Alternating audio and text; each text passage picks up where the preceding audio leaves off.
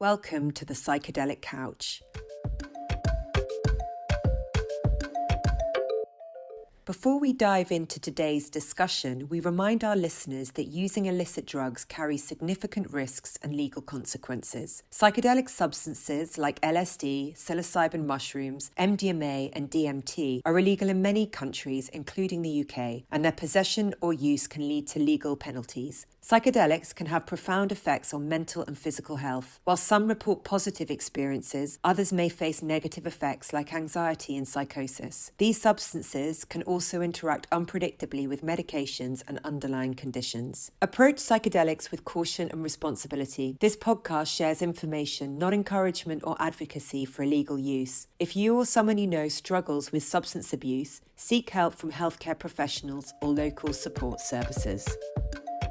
In this next episode, I speak with Nikki Slade, a sound healing pioneer with over 30 years of experience. Nikki shares her journey from addiction to unity consciousness, highlighting how chanting can heal, uplift, and foster profound connection. We explore the ancient roots of mantra, its therapeutic uses, and its ability to promote emotional release and self-discovery. With insights into chanting traditions, physiological benefits, and the power of community, this episode invites you to explore your inner potential through sacred sound. I hope you enjoy.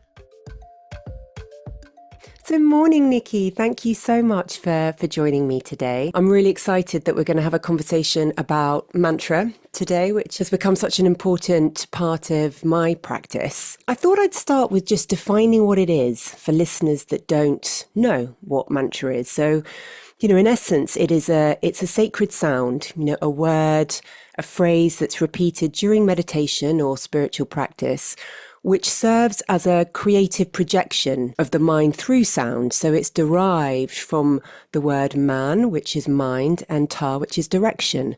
So it helps focus the mind, reducing distractions, and promoting essentially a deeper meditation. So linked to Nad, the concept of universal sound vibration, mantra carries an energetic frequency, and that frequency, that rhythm can evoke emotions, it can promote relaxation, reduce stress. And repeating the mantra aligns practitioners with the specific intention or the affirmation of that mantra.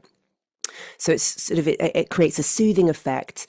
The mantra practice can really lead to altered and expanded states of consciousness, which, offers a deep highlighting kind of awareness or highlighting where work needs to be done for the person. Would you add anything, Nikki, to that? Yeah, I would say that the one thing that maybe you've missed is that the mantras are primordial. They are natural. It's like going to a river or a brook or a mountain where just everything in your cellular body recognizes the nature, is affected by the nature as something that we are part of. And it's the same when we chant primordial mantras like Om Namah Shivaya, I merge with supreme consciousness, because these syllables are resonating deep within. They came from deep within and they return to deep within. Whereas if you said, I am a chair all day, you wouldn't become a chair. Mm-hmm. The beauty of the Sanskrit mantras is because of the origin of them, but also because of the sheer depth of devotion and alignment that has been given to these mantras over centuries, accelerates our ability to resonate with them and to recognize them. This is why a complete novice to the practice can come into a chanting session and be profoundly moved, moved to tears, to have a heart opening, an experience of their true nature, experience, if you will, of the inner self, which is who we truly are. There's this small self that's identified with our role in life, but the big self is supremely free, and that is very moving for people when they tap into that, and they don't have to know anything about it. They don't necessarily even have to have pronounced the mantra absolutely perfectly, although of course it's optimum to do our very best. And as Westerners, we're never going to be completely perfect, but we can aspire to that. So obviously that's a good thing. However, if our intention is absolutely devoted to that connection, amazing and miraculous experiences can happen for anybody. I mean, just hearing you speak, I had a really profound experience on Saturday with my Kundalini group, and we were doing an all-day meditation practice, which was sort of 5 hours of mantra moving meditation, and we were repeating for that period of time, hummy hum brum hum. And after a while, the sort of sound changes, and you feel like you're saying, was I saying brown ham or something? But looking into one's partner's eyes, we did half an hour of it was working with a partner. The mantra means we are one, or we are God. And at one point, I lost the visual of who she was, the external essence of her, and I just felt God in front of me. It was the most extraordinary thing. So that sound just, it manifested in front of my very eyes. It was so profound. Yeah, and I think probably the depth of the beauty there is that we long to unite, we long to remember our unity with everyone. It is a very unnatural state Mm. to experience separation. And for all sorts of reasons, we experience separation, usually because we have absorbed, if you like, negative mantras from conditioning, from programming, from experiences in our past. That's actually at the end of the day what the pain is about. We often attribute the pain to something that's happened, which I'm not advocating as being a good thing, but the ultimate pain is being separated from others. So when you come into an environment like that and everyone is chanting harmoniously together, or you do a piece of partner work like you're describing, it's also that recognition and that relief. Oh my God, you, Claire, are my very own self. You are myself. Therefore, I love you. That is the truth. And if that's the truth, we can kind of measure throughout the day how well we're doing with that reality or not, as the case may be. And it's so extraordinary when you say those words, just the tingling that I have all over me, for you to say that, for it to be acknowledged, for us to have that experience now, it's bliss. That's right. That's right. And the tingling is like our system is saying, yes, yes, more of that. This is good.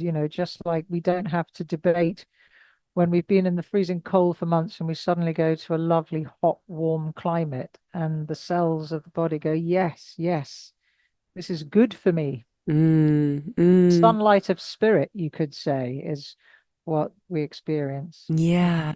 in the atmosphere of mantra.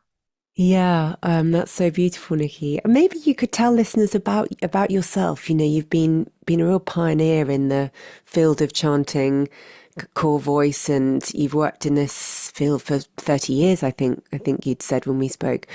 Can you share a little bit about your journey, and how did you discover the healing potential of chanting and singing mantra? Yeah, it's funny actually. I've just come back from a conference in Malvern, the College of Sound Healing, a wonderful organization for all things sound, and I led a workshop called or a seminar called The Music of Life, and looked extensively really at the roots of this. And of course, I shared about how it all began for me. So, where it all began for me is in the opposite experience, in that I was definitely seeking something as a child, and I didn't know what. And I was looking for that something in others. And I think many human beings identify with this behavior of thinking, well, if I try and be more like you, if I try and believe the things that you believe, or if I sound like you, or if I have the same accent of you as you, then I will be a part of. I will belong.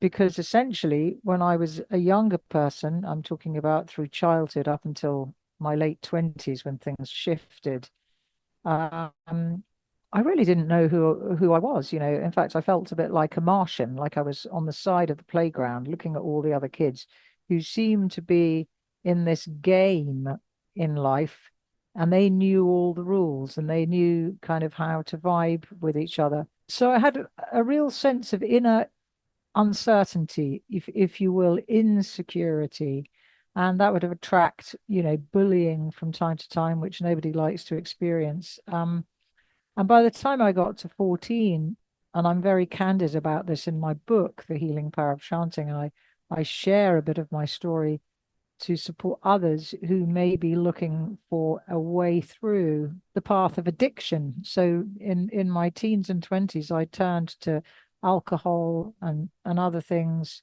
to distract, to numb, or to give me fortitude, to give me confidence to do all the sort of social things you do at that time.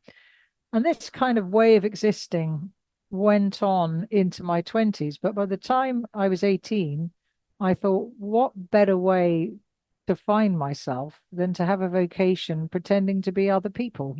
So I became an actor. I went to drama school.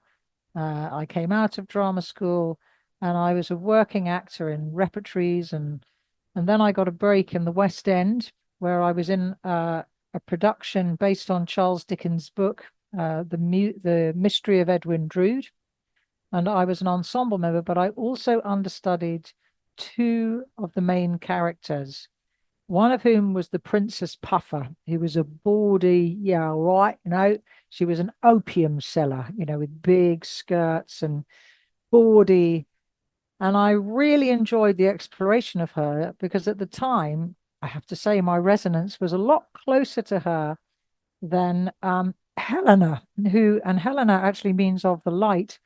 And Helena, in those days, in old time music hall, not particularly PC now, but white musical artists would portray Indian women, and I was absolutely dreading going on for Helena because I had no relatedness with this, no experience, and there were various mudras that I had to learn with my hands, and oh my goodness, it was all very, very confronting. And unfortunately, I didn't in the end go on for her.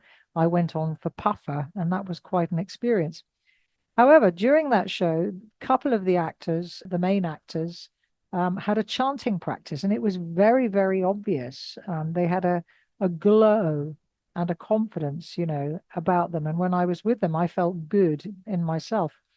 And one of them, who's quite well known, was very kind and took me under their wing. And then I said, "What is it that you do? You've always got this lovely sheen about you." And then they told me that they had a chanting practice. Now, this, you've got to get, Claire, was super weird in the 80s. I mean, obviously not in Asian communities, enough respect for the temples and the Hindu path and the Buddhist path and all of these paths that have been there for centuries. But as a Western Londoner, Mm. you know, it was it was kind of out there. But anyway, I was invited to go to a satsang, which everyone I'm sure realizes means the company of truth.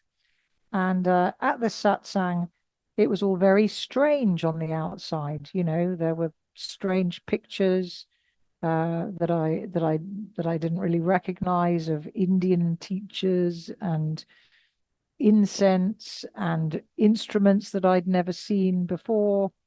But even though it was all unfamiliar to me, I felt very, very at home in a strange kind of way. And as soon as the chanting started, I did sort of think if my friends could see me now, they would think I'd lost the plot. I mean, you've got to get this is 1988. It's a long time ago. But I didn't care. I thought, I don't know why, but I feel really good here. And I ended up buying a cassette tape in those days. And I was an out of work actor after that show for a bit. And you know, to find something to kind of connect myself in the lunch hours, I used to chant along with this cassette tape. And as I did, I started what you were saying earlier. I started to have tingling going through my body. I started to have a heart opening. It was as if my whole body expanded into my real body, which is universal, as is everybody's. And I was having revelation after revelation. I remember going into Battersea Park one day and having an explosive experience of unity consciousness, like you and I, everybody I saw in that park, we were one family. Everyone was like one of my limbs.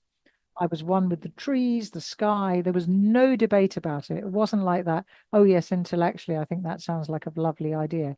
That was my reality. And I held on to that reality, going in and out of it a bit because there were deep purifications as well, for a month of my life. And it was like a pure moment of grace. And I know really why I received that grace was because I was looking down a rabbit hole with the path of addiction I'd been on. And I think I honestly got saved there. And I began a new path of cleaning up my act, and chanting was and is still a huge part of that because it's so uplifting, it's so connecting, and it's so truthful. What an incredible story. Thank you so much for sharing. Um, so then through the practice, did you decide to take it further or start to hold groups or tell me how it developed? No, not at all. At first, what happened was I told you that I started to have revelations. So we're talking about kind of late 89, early 1990. I started having revelations about creating something called freeing the inner voice, which is what I've actually called my company over the years, Free the Inner Voice, about creating spaces for people to their own self be true, to come home to their authentic voice, and to have a space to release. And at the time, I was doing overtone chanting, which is simply just sounds, harmonic sounds with another teacher. And I thought, well, I could share that and then we could do some creative exploration. And I can't tell you, Claire, the nerves I had about the idea of starting this group. I mean, I was 30 or something, nearly 63 next year now, but it was a really big deal to start this group because it was an unknown venture. And I was at Alternatives. It's a wonderful evening they have on Mondays at St. James's Piccadilly. And I was sitting next to somebody there, and she said, I'm starting a venue in this health centre opposite Brixton Prison. I have a room there on a Monday night or whatever it was. Would you like to start your group there? And my gut was saying no, but my wisdom was saying you need to do this. And so I did. And we used to get lots of people. I mean, people would really make the journey to Brixton and up the hill. And we get sort of 20 or 30 people on a Monday night, all sounding together, all exploring. And these groups really developed for quite some time. And then in about the late 90s, I started to include a kirtan, a chant at the beginning or maybe at the end of those groups. And they became very popular. And then somebody at the end, and it was down in Teddington. I used to run these groups all over London, and North London, South London, West London, wherever. And this woman said, would you consider, in addition to this, doing a kirtan only evening? And I thought, oh, I hadn't really thought about that because I think I had this notion that you could only share kirtan as part of a specific tradition or a temple, or, I had some sort of concerns about that. But then I spoke to my dear friend and previous teacher, Chloe Goodchild, and I said, what do you reckon? She said, follow your heart. There are no rules in the end. Of course, that's typically where you'd find devotional practice, but it's not exclusive.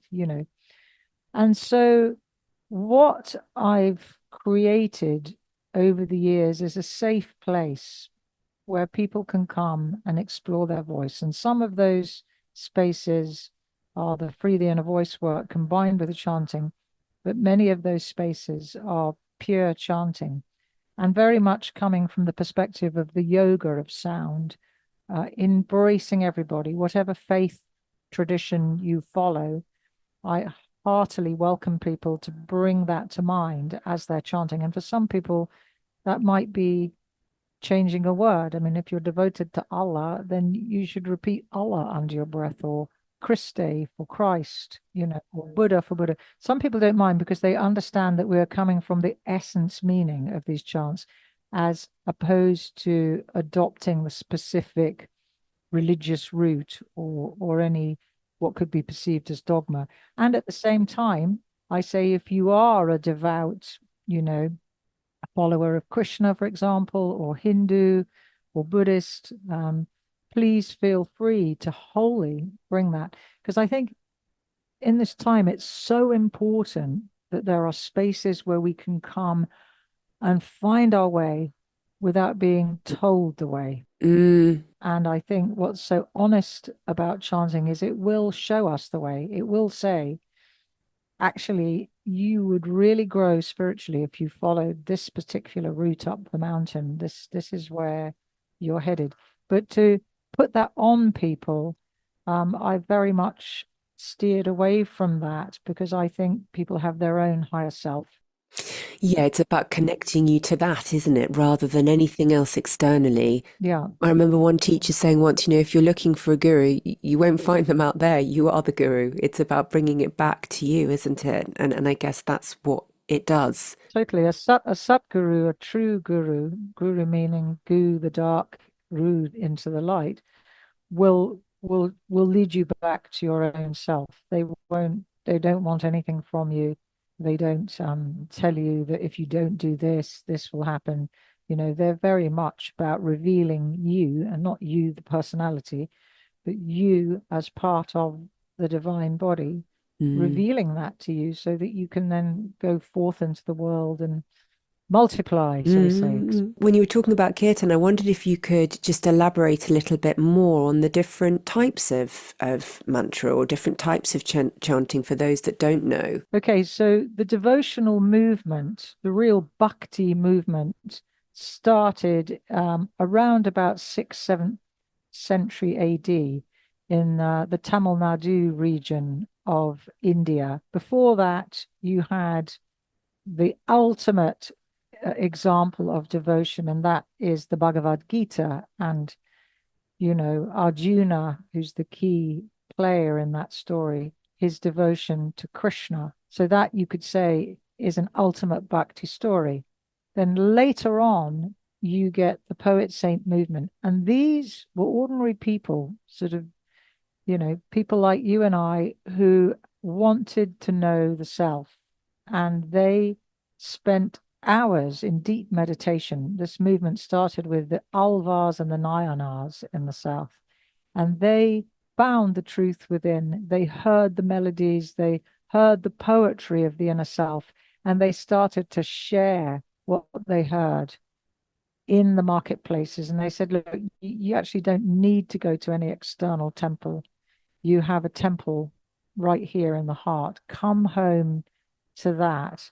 And if you are poor and have been turned away from traditional practice and tradition, you can always find the divine right here. And so people would rejoice in the streets. They would celebrate the name that they heard, the names they heard in the poetry, and they would sing out loud. And hence kirtan arose, meaning to praise or to sing the name.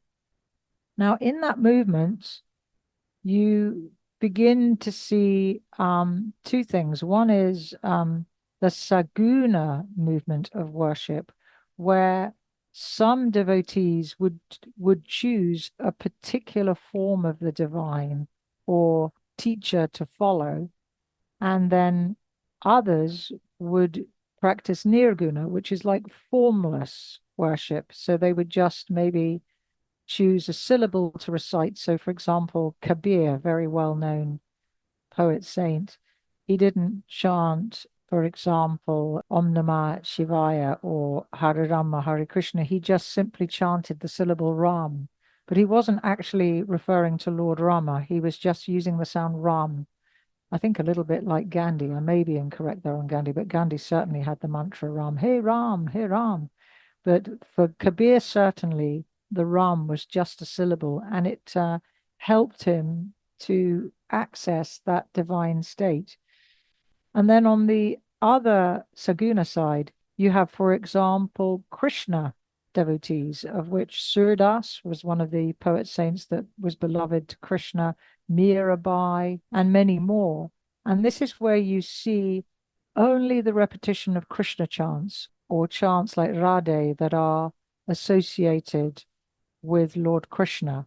So that you could say is a specific path, the Hare Krishna movement. And then you have, I think, what you were doing recently, the Kundalini path, which was originated by Guru Nanak, the Sikh, the last of the Sikh masters. And then when he passed, they didn't have a master anymore. And they have all sorts of different chants and beautiful melodies, breathing and, ways of coming home to the self.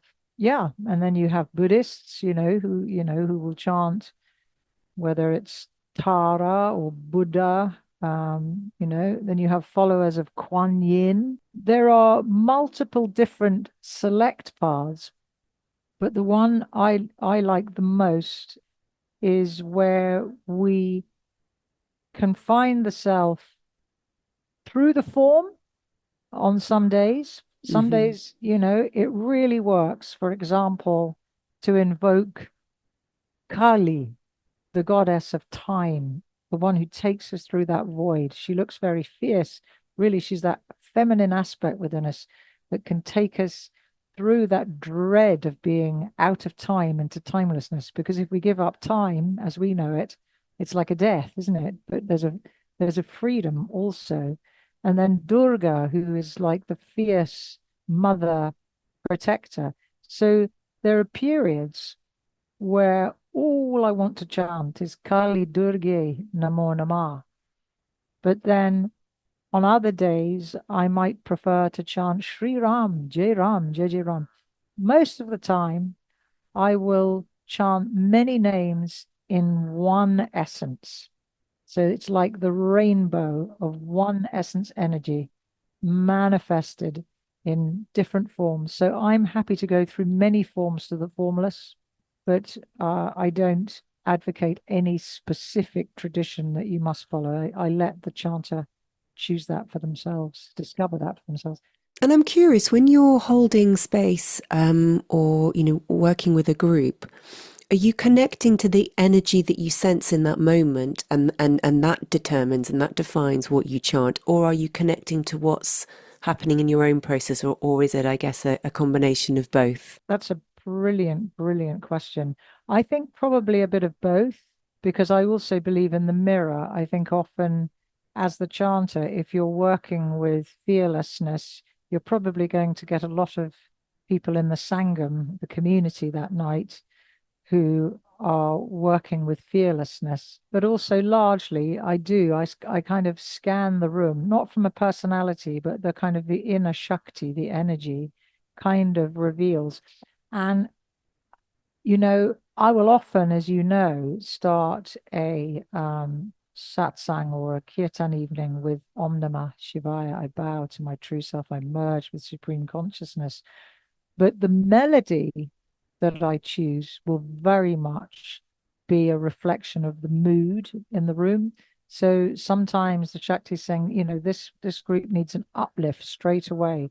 Or no, this group's coming in needs soothing and calming in. And then the middle chant usually is a sort of alchemical, they're all alchemical, but a very specific energy. It's just like, what is it? So we need freedom. There's a lot of stuckness in here. So we might chant, Om Namo Bhagavate Muktiya Nandaya, to the bliss of inner freedom, or what else? We might chant, Narayana, Narayana, Jaya Govinda Hare, Narayana, the path towards liberation. It just depends on the combination, really, of yes, what's going on in me, but predominantly really for the Sangam. Yeah, I guess in a similar way, kind of teaching Kundalini, you can have a career that you're wanting to, or what you expected to teach, and then you read the room and you need to change it. You need to really reflect what the energy you're sitting with. And in many ways, I see it also with my therapeutic therapy clients. There's always an interesting mirror with what people present and what one is experiencing in their own internal world in that Yeah, particular moment. It becomes so clear actually. yeah. One isn't a vehicle for the one who does it all. Mm, Otherwise, I mean, I had a skeletal plan for the event that I did on Saturday in Malvern. But what surprised me, but didn't surprise me really, was that the Shakti at the very beginning said, no, you're not going to open like that. You're going to get them straight away into their voice and in their bodies.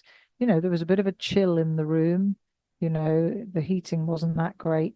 And I thought, it's not going to land unless you get warmth and connection into the room straight away. But I mm, didn't pre-plan that at all, but I did have the sense to follow it. mm. I'm just thinking about the kind of the therapeutic benefits or therapeutically how chanting can be used in terms of sort of the healing potential. We can talk a little bit about the science in a bit, but tell me how you see that it can be integrated into someone's therapeutic practices, whether that be emotional, psychological, whatever. Yeah, I mean, that's been hugely the area in which I've worked for over 30 years, on a one-on-one basis.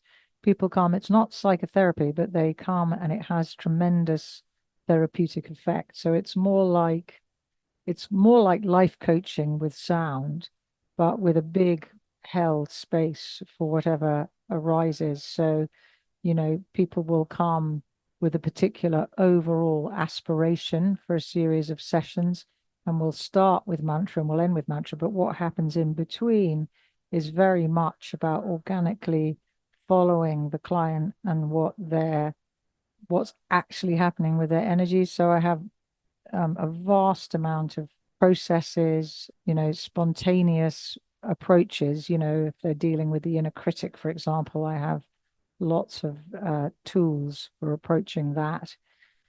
If it's about they're stuck in their life and they want to go in a new direction, but the energy's stuck. So we find bespoke mantras for them, assignments they can do in between to overcome that. Maybe there's a conflictual situation in their life. Sound is so honest in working with that. So in fact, that's my favorite work, really, kind of working, supporting individuals, whether in solo or in a group, in unfolding their own highest path.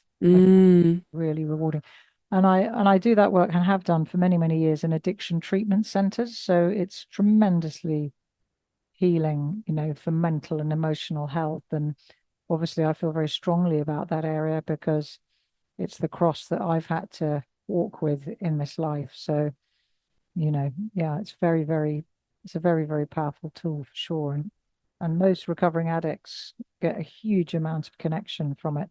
yeah, and I'm just thinking as you're talking, the power of the voice, and it feels hugely significant. What role do you believe that the voice plays in self-expression, in healing? I was thinking about anger as you were talking, the need to release. I think it's much more about where we're coming from as we use our voice to release, you know, just using physical volume, for example. I mean, you see that, don't you, when typically sort of beery blokes get, fired up. The first thing that happens is a lot of volume. But I think where the voice is at its best is when the larynx, the physical voice, is a mouthpiece for the inner voice.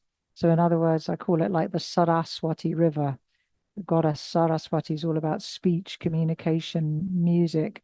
So when she is activated in us, and then we start to express and say what's really here, and we are able to formulate in word what her guidance is, then speech, sound, voice becomes healing. Mm. I just wondered, do you have any specific examples you can share? You're such a beautiful storyteller.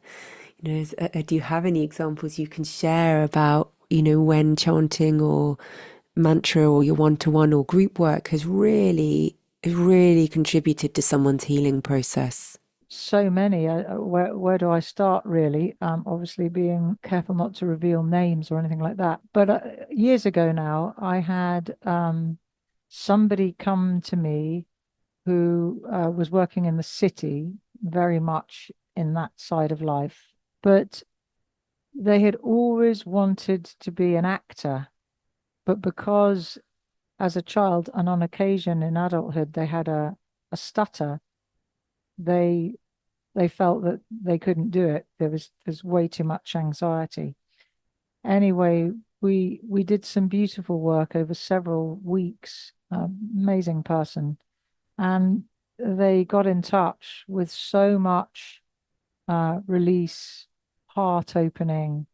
A real example of somebody who'd felt so dry, I think, in the world that they were in, to have the privilege of seeing them coming back to themselves. And I put them in a held way through all of the things that could have inhibited them in the past.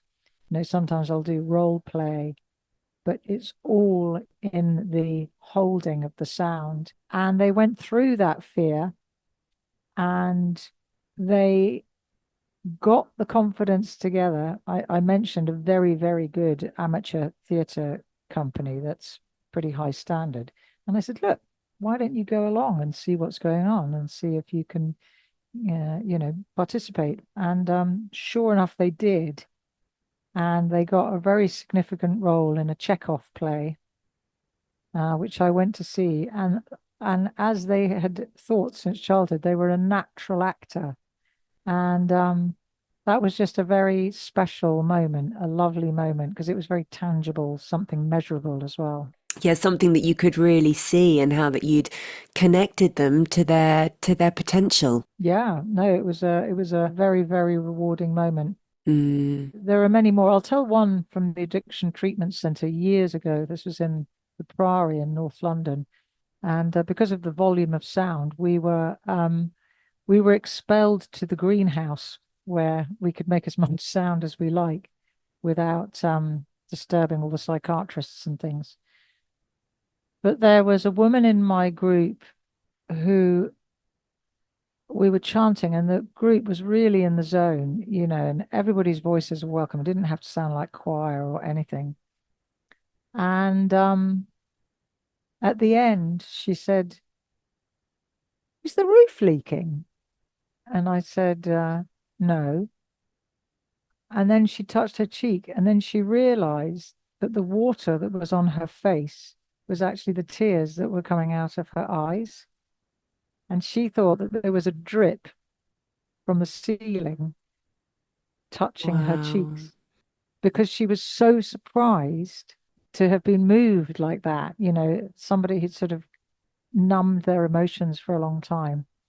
And I just really, I don't know why that stays with me, but it really does. What a profound moment for her and for you. Yeah.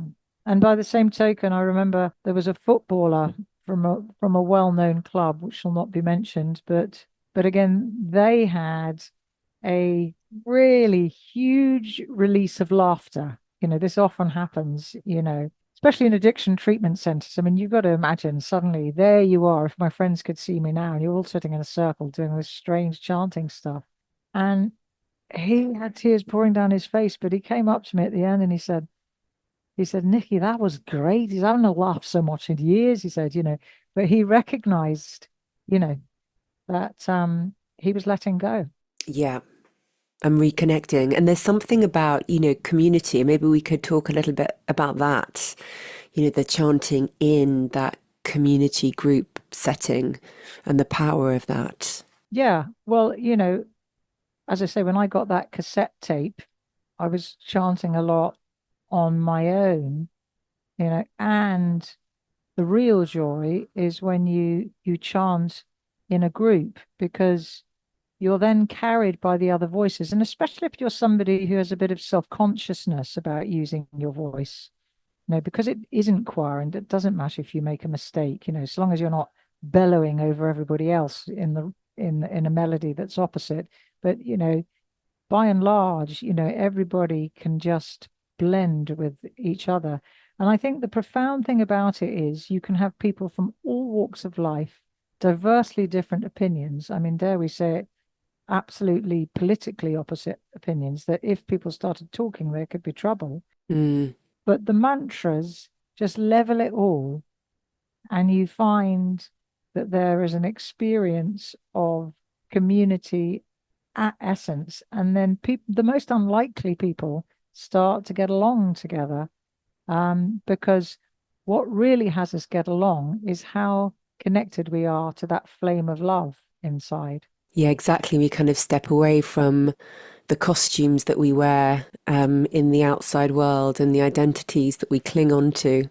I guess ego slips away when we really connect to that deeper place in us and see it in the other, witness it in the other. Yeah, then we feel close to everybody. That's the Mm, secret. But if we're far away from our own inner flame, then people can occur like irritation, you know. yeah, very much so. Maybe you could share a little bit about, thinking about the therapeutic side. What are the effects on the brain and body on a physiological level?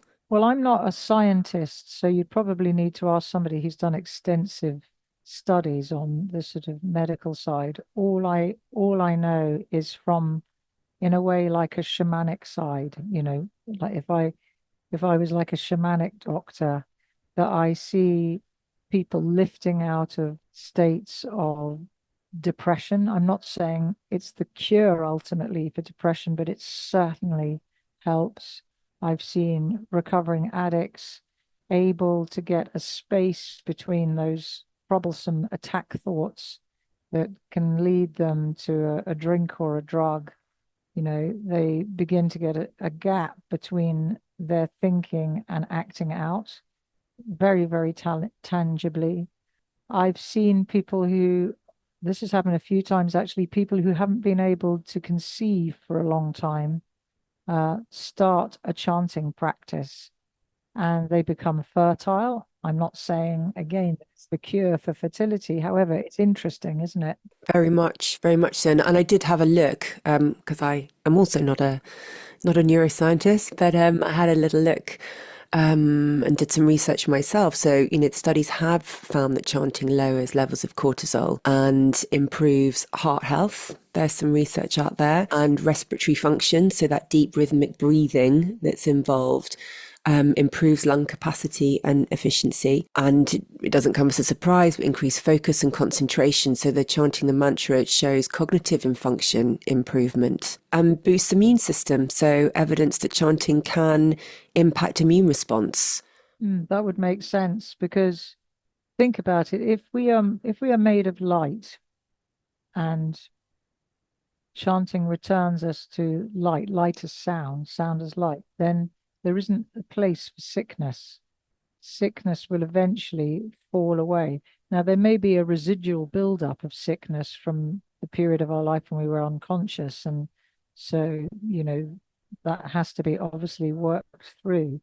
But in terms of the set mode for moving forward, if we can reference ourselves by I am the self, I am the self, as opposed to I am a victim, for example, we have a hope for a better future. Yeah.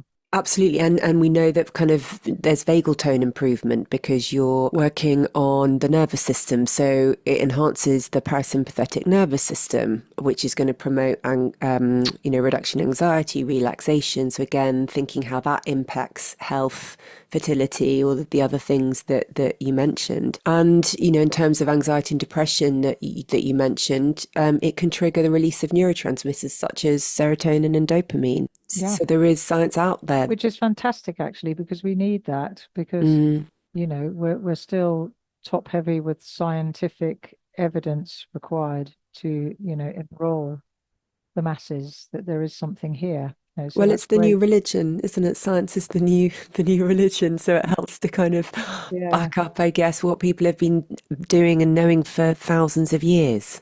Yeah. I mean, I have heard recently, I think it was on the radio, that they're getting closer to going, hang on a minute, there might be something in this divine business, but, we're here to have a journey, aren't we? Absolutely, absolutely. So for people who are new to this, new to chanting, new to mantra, what would be a simple process or practice? Where could they start? Well, I mean, if you're in the heart of the city, I mean, in London now, there are innumerable places where you can chant kirtan. You just have to Google kirtan London. There are many, many satsangs that you can attend. I mean, I run weekly kirtan at Tri Yoga in Camden, once monthly at Ealing and Chelsea. I also do online on Thursday mornings and Thursday evenings. If you love Krishna, definitely go and chant with Radhika Das. He has an exquisite community. It's very, very vibrant community. I think they're actually including other chants now. So definitely go and check Radhika out. If you're in the countryside, if you're more towards sort of Stroud, Bristol, Glastonbury area, you've got people like Shivani Mata, who has a beautiful connection to the mother energy when she chants. I mean, what I would say is like you will find your chant facilitator, the one that you feel more kindred with for a period. And then you may just feel, you know what, I enjoy all of them. It's just on different days I'll go to this one. But if you can't get physically to a kirtan, then I would suggest getting a chanting album. I have many on iTunes. Monsoon, Epiphany, Nectarine are the three main ones I've put out. You can also get them on Spotify. And also, there are many, many other kirtan leader artists across the social media that you can look into and find what they're offering. Highly recommend my dear friend and Bhakti beloved singer. She's incredible. Radhika Vakaria. She's just released a beautiful album called Warriors of Light, which is up for a Grammy. Wow. Okay. So that's a serious album to get. Thank you. Well, I'll put all of this in the show notes so people can access that. I'm just thinking, how important do you think intention is? And then the integration of what comes up. Yeah. Well, I mean, remember, chanting is prayer. It's also communion with the beloved. And so therefore, if before you chant, you say, I mean, I often say that at the beginning, like this morning at Rise and Shine, I said, what intention would you like to make? So you can pray for others, send a blessing to people, to communities, to loved ones, to obviously the world at the moment that's in such strife. Yes, it definitely works. Definitely. If you make a clear intention, the chant will get to work in helping to reveal the way. Maybe not immediately, but you're definitely getting onto that wavelength where things start to show up to support you on your way. And can you describe what a typical session looks like? How long are they? Well, it really depends. I mean, there's different types. So my classes last an hour and a quarter. Um, you know, Other kind of classes are more like events. You might go for 2 to 3 hours and there'll be chai and samosas and a bit of a break in between. And it kind of builds and builds and builds. For many years, I put on with my team an event called All Love, which was 40 kirtan leaders coming together from sort of like 9 in the morning, sorry, to 10 at night. And each leader just adds a little bit more to the chanting fire. And my God, that was an incredible event. You could call that like a sapta, which is like a recurring build-up of mantras over many, many hours. And then you get things like bhakti immersion residential weekends where you can go away for the weekend and chant all weekend with different leaders. So there's many, many options. Amazing. And is sound healing, as there becomes more awareness of sound healing and the power of it, what do you see for the field? What do you what do you hope for in terms of research or kind of further developments in the space? What, in terms of what the future looks like with this practice? Yeah, yeah. Well, I think it'll be recognized medically for sure. Mm, And I think also socially, I really believe that if we all came back to Earth in another 100 years, probably way before, you will see chanting absolutely everywhere. And I don't think it's far off that there'll be chanting cafes.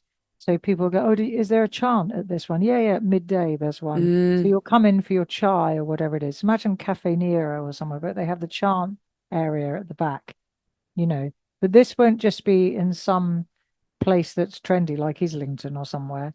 It will be like everywhere. It will be quite commercial. It'll be understood that people need a reboost of energy, a reconnect. Who knows? It might even replace pubs in 300 years' time. mm. Who knows? I'm not saying that on a superior kind of level. It's just that, people start when they enter into these kind of practices to not want to use alcohol as much as they did in the past. Absolutely. In fact, you saying that really reminds me of what Sophie Bolton said in the episode that we did on dance, that how amazing it would be if you just had these spaces pop up at airports, or just around random places in towns, in villages where people can just come together and dance, and singing and dance together, the power of that in a conscious state, as you say, without alcohol, and your desire to drink really does wane when you start to get into these practices. Totally. I mean, my dear friend Nika, who created Morning Glory, which was, you must have done that, Mm. which was, I went to the opening of that at the Velvet Wow. Underground, the very first one. I mean, and, Wow. I remember him telling me about it. What was it, about 8, 10 years ago? I can't remember now.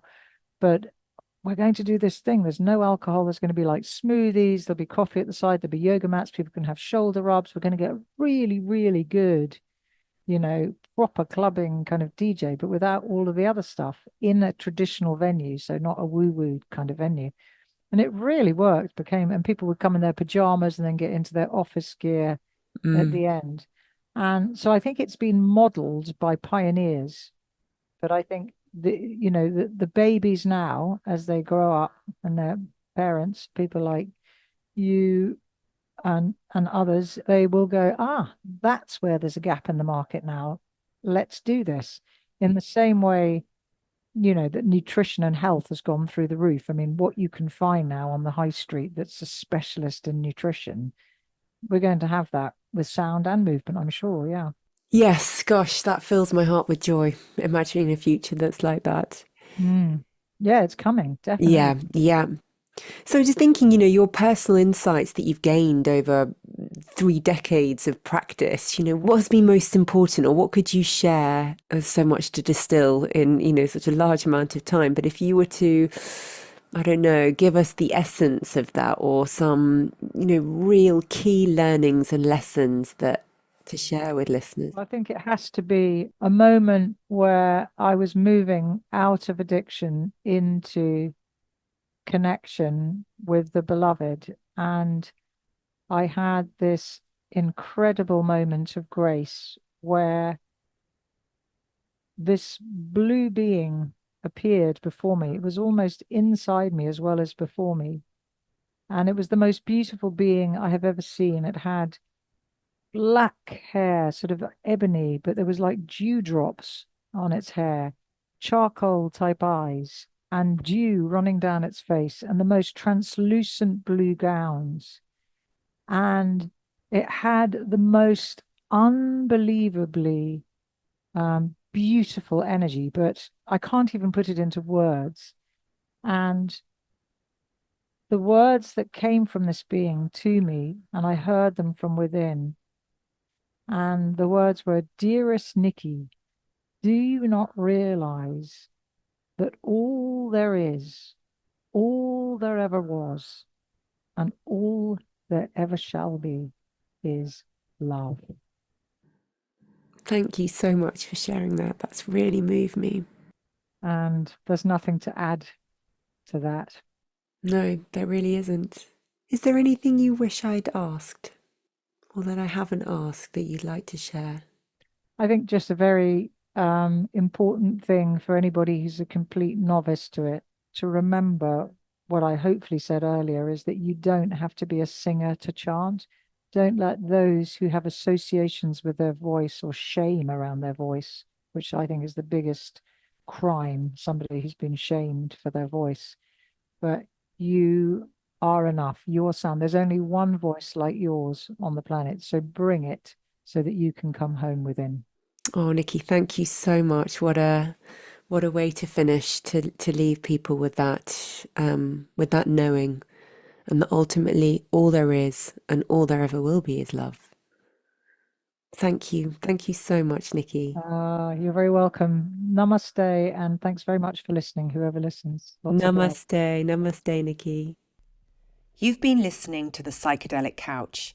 For more episodes, please follow me on Spotify, Apple Music, or wherever you get your podcasts, and find me on Instagram at the Psychedelic Couch and at Claire Faulkner Therapy, where I will be keeping you up to date on the latest episodes and information surrounding all things therapy, psychedelics, and expanded states.